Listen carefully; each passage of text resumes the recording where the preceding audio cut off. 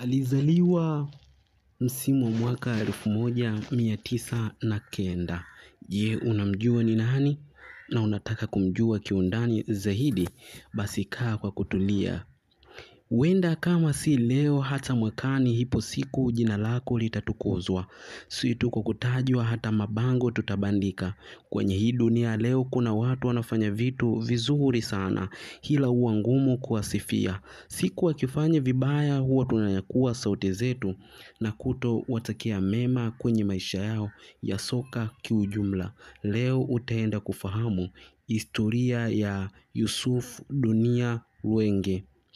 Yusufu Dunia alianza maisha yake ya soka katika klabu ya Kagera Sugar yenye makazi yake huko mkoani Bukoba kuanzia msimu wa mwaka 2021-2022.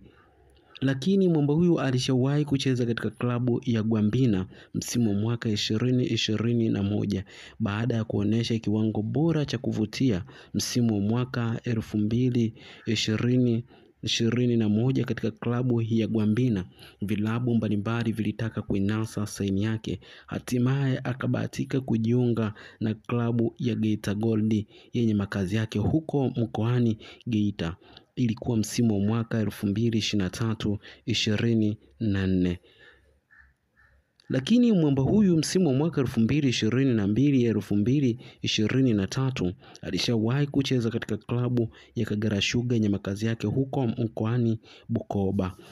2024-2025 akabahatika kujiunga na klabu ya Mashujaa FC, na katika klabu hiyo alionyesha kiwango bora kabisa katika timu hiyo mpaka hivi sasa msimu unaendelea kutamatika.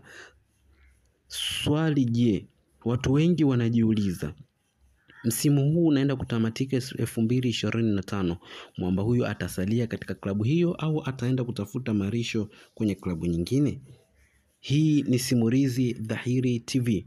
Usisahau kulike, kushare, kucomment na kusubscribe ili kuwa wa kwanza kujipatia nyakala mbalimbali za wachezaji, lakini hata taarifa za vilabu mbalimbali.